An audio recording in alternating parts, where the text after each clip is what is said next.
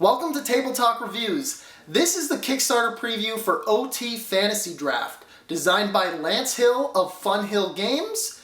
This is a card game for 2 to 5 players where you'll be selecting characters, locations, and things from the Old Testament to build the best fantasy biblical team, much like a fantasy football draft. Let me show you how to play, and then I'll tell you what I thought. To set up the game, draw 5 cards face up to form the draft line in the center of the table. Then deal 2 cards to each player, from which they will select 1 card to keep and start their draft team, and the other card is discarded. The selected card is typically kept secret until the end of the game, unless you need to use the ability during the game, in which case you can reveal it, such as Ruth, who allows you to take a leftover card from the draft line once during the game. Then have the player who most recently participated in a fantasy draft or the youngest player take the first turn. On your turn, you will select one of the 5 face-up cards in the draft line and add it to your team face up.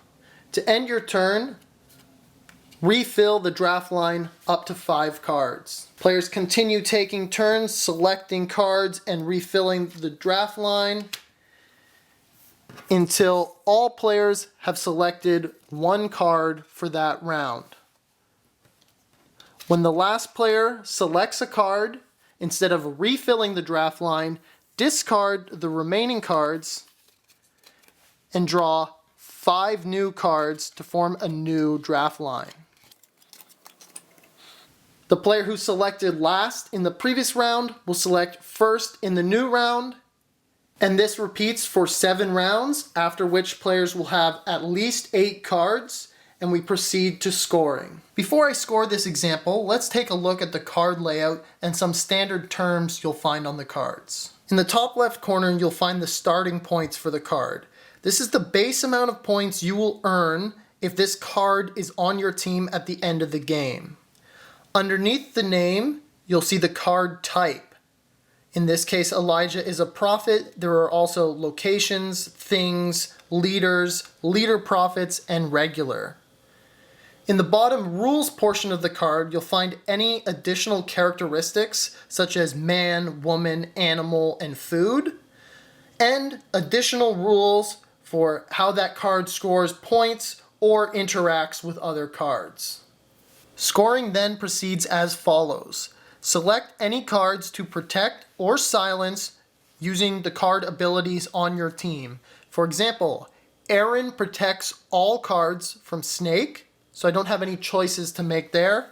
However, Fish protects 1 prophet and doubles their point total. Since I have 2 prophets, Moses and Isaac, I must choose which one of those prophets I will protect. Since I don't have any of the cards that make Isaac earn additional points, I'll protect Moses instead. Then destroy any cards as instructed. The snake destroys one of your lowest starting point men or women. However, they are all protected by Aaron. Jezebel, however, destroys all prophets. So Moses is protected by Fish, and Isaac is unprotected, so he is destroyed and removed from my team. If, for example, I had the lion, which destroys one of your highest starting point men or women, which destroys my Aaron card, Aaron was protecting other cards from Snake, those cards are no longer protected and will be destroyed by the snake. So I would destroy one of my lowest starting point men or women. In this case, Eve would be destroyed. Then you will score each card individually and total up your points. Starting with Moses, he scores 1 point plus 4 points for every unique starting points number from 1 to 10 on my team. In this case, I have 1, 6, 8, and 9. So he will score 16 additional points for a total of 17. Eve scores 1 point plus 10 for each pair of starting points, minus 10 for each fruit.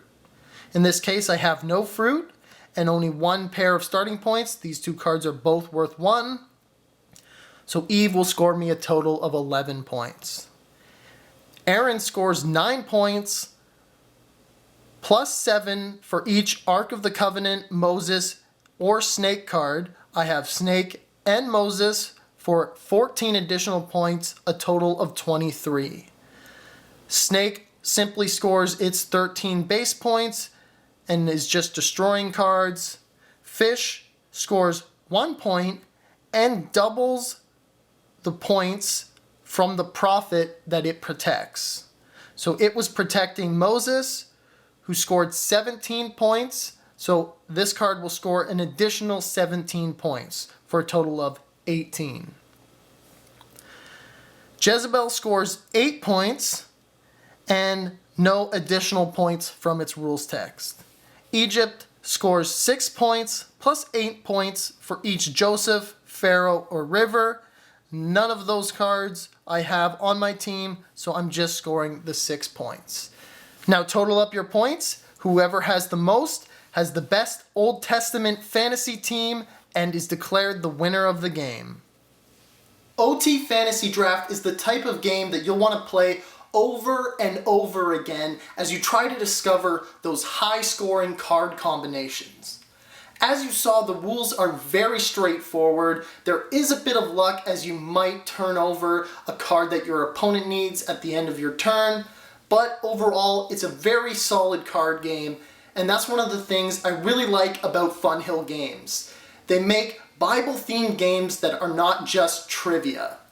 They're fun for hobby gamers and new gamers alike, and they have great artwork. This is the perfect game to pull out at a youth group or church picnic, and you'll have a lot of fun with it.